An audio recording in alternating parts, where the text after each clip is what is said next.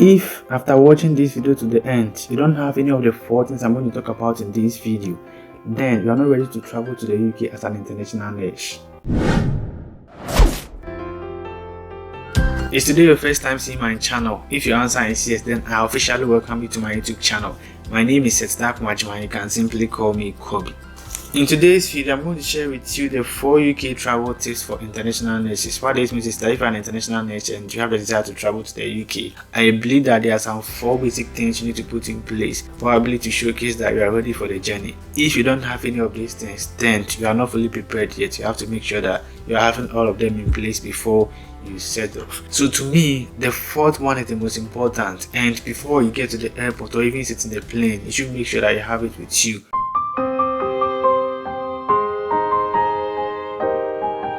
Remember that you are traveling to a new environment, and as they said, it takes time for the eyes to adapt to a new environment.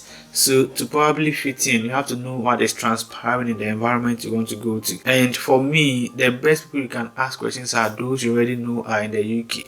You may have a friend, you may have a family member, an uncle who has been here for quite some time now and know how the system works, know the laws, know the cultures and everything. Try to ask them questions about their experiences, and I believe that this will help you to make an informed decision. They should probably prepare you psychologically so that at the end of the day, when you come in and then you meet such things, like they won't be new to you. And not just ask one person, ask different people, because based on the location, their stories may be different. I remember a few days ago, I had a Facebook friend contact me, and he was like, he wanted to know the experiences here in the UK.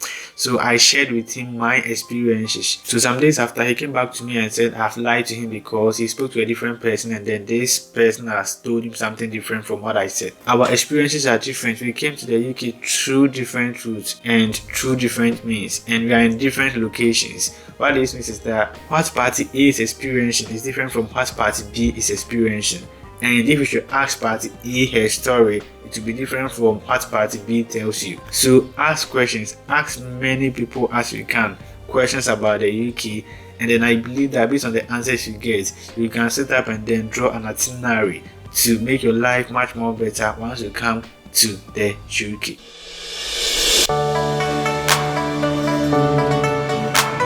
Check your visa requirements. Now, to travel to the UK, you need a visa. You've got different types of visa. It depends on the purpose of which you are traveling in here. If you are coming to work, if you are coming to study, if you are coming to visit a family, you need different visas altogether. But as a nurse, because the purpose of you traveling to the UK is to work, you may be given what we call the skilled worker visa. Specifically, you may be given the health and care worker visa. One thing you shouldn't forget is that every visa has got its do's and don'ts. So I believe that as a nurse, so far as you are on the health and care worker visa, it's up to you to know what is required of you and then what isn't. So what can you do once you are on the health and care worker visa, and what can't you do? It is up to you to know all these stuff. So at the end of the day, when you come in here, you won't put yourself into trouble. So at the end of the day, when you come in here, the law will be friendly to you.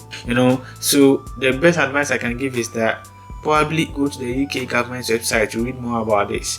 And if you want to have an easy go of it, I'll leave the link in the description box. Just check it out so that at the end of the day, you can familiarize yourself with all these do's and don'ts.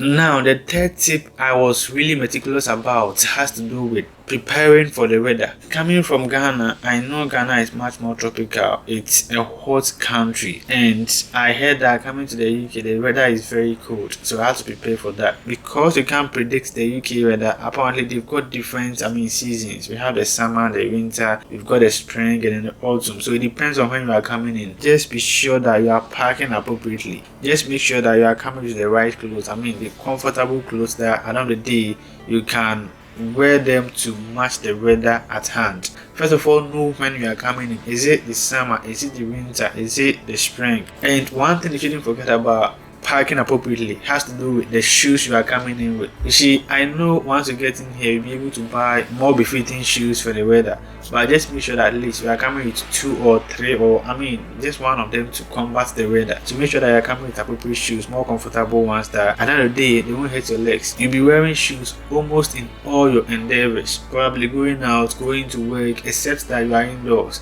Then that you are safe, and it's all because of the weather, and it still depends on the season which you are coming in. Prepare as such.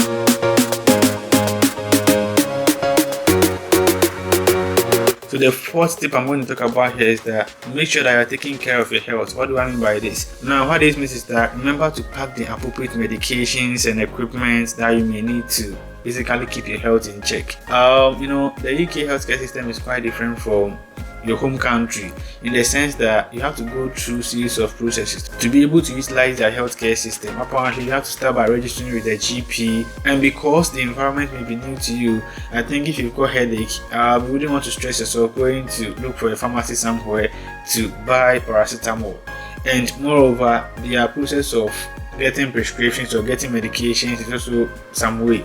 So just make sure that on the day you are coming up with those paracetamols, those vitamin C supplements, those vitamin D supplements, those ointments that I used to use back home that are very helpful to your well-being and a whole lot of that. Make sure that you're packing all these stuffs in your bag, so that on the day it's like get a first aid box, let me put it that way, so that when you are sick, probably you have sore throat, you have catarrh, you have pain somewhere, at least you've got something to start with. That is very, very important. I believe that is important to me because I remember when I came in here, because of the weather change, I had sore throat, I had catarrh and all of that. And if I had no paracetamol, if I had no vitamin C supplements, it would have gotten worse, and probably life won't be much more comfortable for me, because as at that time I'd not registered with the GP. Apparently I didn't even know how to access the healthcare system. I didn't have any NHS number and a whole lot of that. So just make sure that you're having some of these tasks in place so that it's much easier for you to get your health in check. So for me, these are the 4 things that I think that once you decide to travel to the UK as an international nurse, you need to put them in place. Just have them all at a go. There are more stuff that you can come in with, but for me, I think these are the most important ones. If you think there are some that I haven't mentioned, you can leave that in the comment section so that others can capitalize on that to get them as well. Thank you very much for watching me up to this point. I believe that this video has given you a little more insight about the stuffs probably you may need to put together to come to the UK as an international nurse, just to make your life much more comfortable. If you have not subscribed to this channel, please hit the subscribe button under this video and become part of the family, and then make sure that you're sharing this video to as many people as you can so that we learn more and more.